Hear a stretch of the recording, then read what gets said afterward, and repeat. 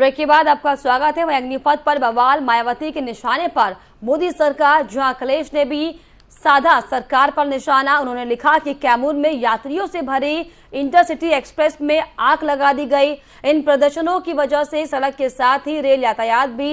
मुंगेर में सेना में भर्ती की तैयारी कर रहे युवाओं ने अग्निपथ रिक्रूटमेंट स्कीम के खिलाफ विरोध प्रदर्शन किया है।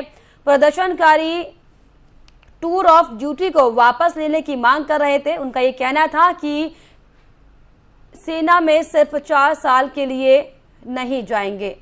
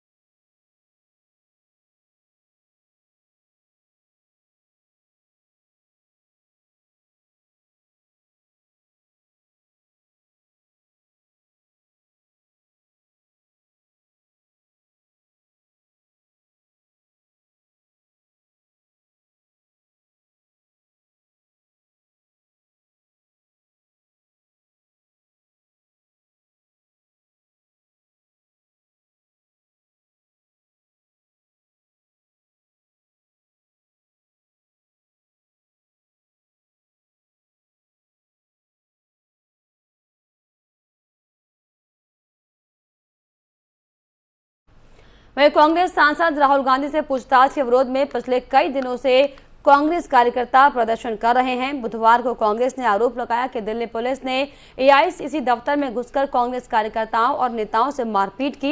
इस दौरान सांसदों के साथ भी अभद्र व्यवहार किया गया। इस मुद्दे को लेकर कांग्रेस के सांसदों ने संसदीय दल कार्यालय में एक बैठक की। इसके बाद कांग्रेस नेता अधीर रंजन चौधरी के नेतृत्व में एक प्रतिनिधिमंडल स्पीकर ओम बिरला से मिला। मुलाकात के बाद अधीर रंजन चौधरी ने मीडिया से बातचीत करते हुए कहा कि हमने स्पीकर को विस्तार से बताया है कि किस तरह से हम पर अत्याचार और हिंसा हो रही है। स्पीकर ने हमारी बातों को ध्यान से सुना। हमने दिल्ली पुलिस के उन अधिकारियों के बारे में बात की जिन्होंने एआईसीसी कार्यालय में घुसकर हमारे सांसदों और कार्यकर्ताओं पर पूर्व नियोजित तरीके से हमला किया। आइए आपको सुनाते हैं कि अधीर रंजन चौधरी ने क्या कुछ कहा है। हमारे ऊपर जिस तरीके से अत्याचार और हिंसा हुआ है और होने वाला है, विस्तृत रूप से इसके व्याख्यान हम लोग दिए हैं स्पीकर साहब को। स्पीकर साहब हमारे सारे बात बड़े ध्यान से सुना हुई है और अगले तारीख हम दिल्ली के उस पुलिस ऑफिसर के खिलाफ जिन्होंने सुनियोजित तरीके से हमारे एमपी के ऊपर ब्रिटिश हुकूमत के बाद इस तरीके की घिनौने हमला किए और वो भी खास दिल्ली में, जब एआईसीसी दफ्तर के अंदर भी घुसते हुए हमारे। वहीं दिल्ली में राहुल गांधी से ईडी की पूछताछ पर कांग्रेस कार्यकर्ताओं का प्रदर्शन और पुलिस के लाठीचार्ज पर राजस्थान के सीएम अशोक गहलोत ने निशाना साधा है। उन्होंने बीजेपी सरकार पर तानाशाही रवैये का आरोप लगाया है। कानून का राज कैसे रहेगा देश के अंदर? रही नहीं रहेगा तो फिर हर व्यक्ति को कभी न कभी तकलीफ आएगी। कानून और संविधान से देश चलता है, तब तक तो सब सुरक्षित महसूस करते हैं। जितना कमजोर होगा वो संविधान कमजोर होगा या आपका कानून का राज कमजोर होगा तो भुगतना कभी न कभी सबको ही पड़ेगा, कभी किसी को। तो ये इंतजार मत करो दूसरे के ऊपर आरोप लग गया या बुलडोजर चल गया है तो आप खुश हो रहे हो। वो बुलडोजर कभी आपके घर पे भी आ सकता है। अगर बुलडोजर चलना सही है तो कोई दिक्कत नहीं, वेलकम करो उसको। अगर अन्याय है तो आज उसके यहाँ हुआ, कल आपके ऊपर होगा। तो कानून के राज की भी जुडिशरी जरूरत क्या है? अगर पुलिस खुद ही फैसला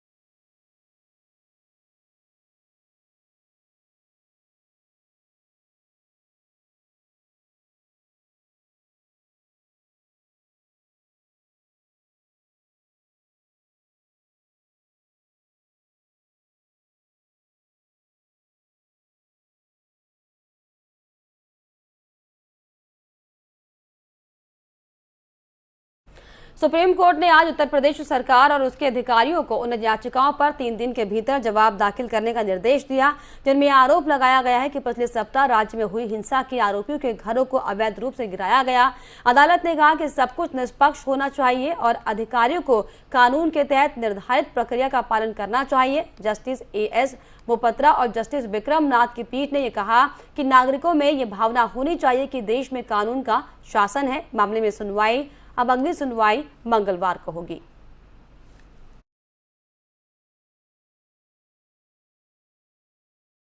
बाबा के बुलडोजर पर हुई सुप्रीम सुनवाई। यूपी में बुलडोजर कार्रवाई पर नहीं लगेगी रोक। सुप्रीम कोर्ट ने कानून के हिसाब से कार्रवाई जारी रखने की कही बात। सुप्रीम कोर्ट के फैसले से विपक्षियों में मचा हड़कंप। जी हां, उत्तर प्रदेश में दंगाइयों के खिलाफ हुई बुलडोजर कार्रवाई को लेकर विपक्षी खेमे में पहले से ही खलबली मची हुई थी कि अब एक बार फिर से बुलडोजर को लेकर सुप्रीम कोर्ट के फैसले ने विरोधियों के होश उड़ाकर रख दिए हैं। दरअसल उत्तर प्रदेश में दंगे के आरोपियों की संपत्ति पर चल रहे बुलडोजर पर सुप्रीम कोर्ट ने रोक लगाने से साफ इनकार कर दिया है, यानी कि फिलहाल बुलडोजर पर कोई रोक नहीं लगाई गई है। आपको बता दें कि सुप्रीम कोर्ट ने जमीयत उलेमा ए हिंद की याचिका पर नोटिस जारी किया है। सुप्रीम कोर्ट की ओर से यूपी सरकार से जमीयत उलेमा ए हिंद और अन्य की याचिकाओं पर हालांकि 3 दिन में जवाब दाखिल करने के लिए कहा गया है। साथ ही साथ ये भी सुनिश्चित करने के लिए कहा है कि इस दौरान कुछ भी अनहोनी ना हो। घरों को गिराने के खिलाफ याचिका पर सुप्रीम कोर्ट ने कहा कि हर चीज निष्पक्ष होनी चाहिए। हम उम्मीद करते हैं कि अधिकारी कानून के तहत प्रक्रिया की सख्ती से पालन करेंगे। दरअसल आपको बता दें कि याचिकाकर्ता की ओर से आरोप लगाए गए थे कि बिना किसी नोटिस के एक समुदाय को निशाना बनाया जा रहा है। साथ ही साथ यूपी के अधिकारी को निर्देश देने की भी मांग की गई थी कि राज्य में संपत्तियों पर उचित प्रक्रिया का पालन किए बगैर कोई कार्रवाई नहीं की जाए, जिसको लेकर उत्तर प्रदेश सरकार का ये दावा है कि सभी अवैध निर्माणों के खिलाफ लंबे अरसे से प्रशासनिक कार्रवाई चल रही थी। याचिकाकर्ताओं को तथ्यों की जानकारी नहीं है। प्रयागराज और कानपुर में दंगा करने वाले आरोपियों की संपत्ति पर योगी सरकार का बुलडोजर जितना चल रहा था वह कितना कारगर हुआ, यह सुप्रीम कोर्ट ने आज आदेश जारी किया है। सुप्रीम कोर्ट ने साफ तौर पर कहा कि अवैध निर्माणों पर योगी सरकार का बुलडोजर चल सकता है, लेकिन वहीं याचिकाकर्ता जमायत उलेमा ए हिंद ने साफ तौर पर आरोप लगाया सरकार पर कि वह पूरी तरीके से गलत है। अब देखने वाली बात यह है कि जहां पर सुप्रीम कोर्ट ने सरकार को 3 दिनों के अंदर हलफनामा जमा करने के लिए कहा है, वहीं मंगलवार तक समय याचिकाकर्ता को दिया है। अब उन पर किस तरह की कार्रवाई होगी यह देखना बाकी है। कैमरा पर्सन राजा के साथ मैं नितिन अवस्थी, FM न्यूज लखनऊ। दरअसल आपको बता दें कि कानपुर और फिर पिछले शुक्रवार को प्रयागराज, सहारनपुर समेत कई जिलों में जुमे की नमाज के बाद हिंसा भड़काने के बाद सरकार की ओर से तुरंत एक्शन लिया गया था। प्रयागराज और कानपुर में योगी का बुलडोजर चलने के साथ ही कई गिरफ्तारियां भी धड़ाधड़ की गई थी। पूरे यूपी में अब तक 350 से ज्यादा आरोपी गिरफ्तार किए जा चुके हैं।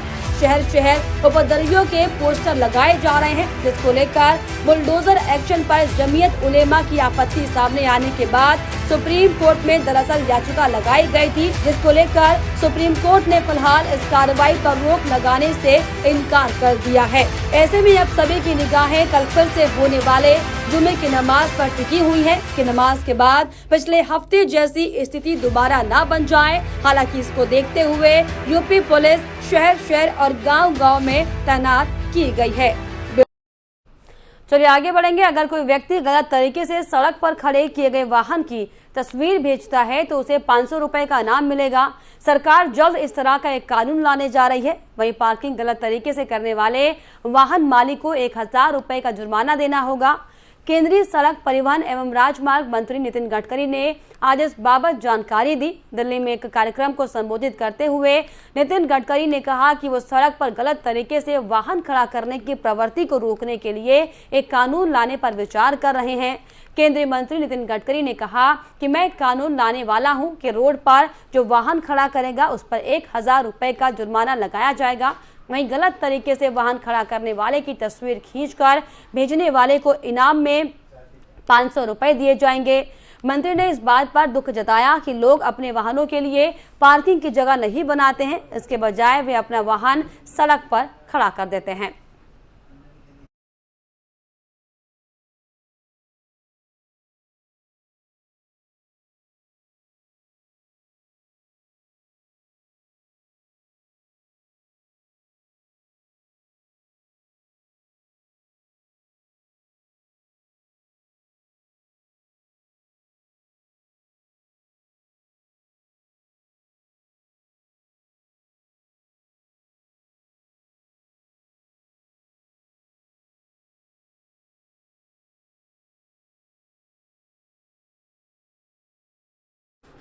बिहार के सभी नवनिर्वाचित पंचायत जनप्रतिनिधियों का चुनाव के बाद अभी तक प्रशिक्षण नहीं होने से सवाल खड़े हो रहे हैं, मगर अब इनका प्रशिक्षण होना तय हो गया है। आपको बता दें कि आज से नवनिर्वाचित सभी जनप्रतिनिधियों का प्रशिक्षण शुरू होगा। इस प्रशिक्षण शिविर में सभी मुखिया, सरपंच, वार्ड पार्षद, पंच सहित सभी 6 पदों पर निर्वाचित जनप्रतिनिधियों को प्रशिक्षण दिया जाएगा। वहीं बिहार भर से लगभग 8000 जनप्रतिनिधियों का निर्वाचन हुआ है। इन सभी का अलग अलग तारीख पर कई दिन तक प्रशिक्षण शिविर चलेगा। और खास बात यह है कि पंचायत जनप्रतिनिधियों के सम्मेलन को मुख्यमंत्री नीतीश कुमार संबोधित करेंगे। मिली जानकारी के मुताबिक CM Nitish Kumar video conferencing के जरिए सभी जनप्रतिनिधियों को संबोधित करेंगे और वो इन्हें विकास और लोगों के लिए काम करने के टिप्स भी देंगे। मुख्यमंत्री 7 निश्चय के तहत बिहटा के गांव के विकास के लिए बनाए रोडमैप को पूरा करने और पंचायत स्तर तक के उत्थान का टिप्स देंगे। नवनिर्वाचित मुखिया और तमाम पंचायत जनप्रतिनिधियों का प्रशिक्षण नहीं होने के कारण विकास का काम शुरू नहीं हुआ है।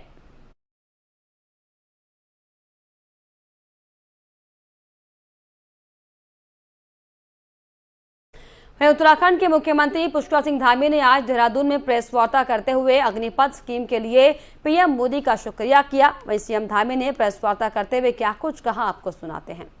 बल्कि आज प्रधानमंत्री मोदी जी का नेतृत्व केवल हिंदुस्तान के अंदर ही नहीं बल्कि पूरी दुनिया के अंदर उनकी स्वीकारता है और आज वो भारत के नेतृत्व के साथ साथ दुनिया को नेतृत्व देने का भी काम कर रहे हैं। आज कूटनीति से लेकर आर्थिक मोर्चे, भारत की नीतियों को हर देश कहीं न कहीं आदर्श रूप में मान रहा है और जो दुनिया के विकसित देश कहे जाते हैं वह भी उनका, हमारे देश का अनुसरण कर, जहां पूरे देश के युवाओं को एक आशा और विश्वास दिया है, उनके सपनों को उड़ान देने का कार्य किया है। और इस महाअभियान की शुरुआत अग्निपथ योजना को प्रारंभ करने से की गई है, जिसके तहत सेना में अग्निवीरों को नियुक्त किया जाएगा। इससे न केवल देश के युवाओं को बड़े स्तर पर रोजगार मिलेगा बल्कि सेनाएं भी अधिक युवा व सशक्त होंगी। जैसे सर्वप्रथम समूचे उत्तराखंड में जिसकी हमारी पहचान वीर भूमि और देवभूमि और सैन्य भूमि के नाम से सभी पूरा हिंदुस्तान जानता है। मैं क्योंकि यहाँ से प्रत्येक परिवार से कोई न कोई सेना के अंदर है, किसी के घर से बेटा है, कोई बेटी है, किसी के चाचा हैं, ताऊ हैं, कोई सेना में है, कोई अर्धसैनिक बलों में है। ऐसा मैं समझता हूँ कि पूरे अगर हम पर्वतीय जनपदों में देखें तो प्रत्येक परिवार सेना से या अर्धसैनिक बलों से सीधे सीधे कहीं न कहीं कनेक्ट में है। और इस योजना के प्रारंभ करने से मैं उत्तराखंड की 1.25 करोड़ देवतुल्य जनता की ओर से माननीय प्रधानमंत्री जी का आभार प्रकट करता हूं। और मैं एक सैनिक पुत्र होने के नाते भी माननीय प्रधानमंत्री जी का जो निर्णय है, मैं स्वयं को इससे गौरवान्वित महसूस कर रहा हूं और मुख्य सेवक के रूप में मुझे इस योजना को उत्तराखंड में लागू करने का भी अवसर प्राप्त होगा। इस योजना के तहत जहां 17 से 21 वर्ष के युवाओं को सेना में भर्ती किया जाएगा, इसकी शुरुआत आगामी 90 दिनों में हो जाएगी। भारतीय सेना इस योजना के लागू होने के पश्चात आने वाले समय में और अधिक जोश के साथ तिरंगे की आन बान और शान को बढ़ाने का कार्य करेगी। साथ ही इस योजना से देश के ऐसे युवाओं को बड़ी सौगात भी मिलेगी जो अनुशासित होंगे, राष्ट्रभक्ति से ओतप्रोत होंगे और जिनके लिए राष्ट्र सर्वोपरि होगा। और एक अनुशासन भी उनको जीवन में निश्चित रूप से जो 4 साल वो देश की सेवा करेंगे उसमें अनुशासित भी होंगे, देश की सेवा का जज्बा भी होगा और हर किसी को अवसर भी। चलिए इसी के साथ इस बुलेटिन में फिलहाल इतना ही। देश और दुनिया के तमाम खबरों के लिए आप देखते रहिए FM न्यूज। नमस्कार।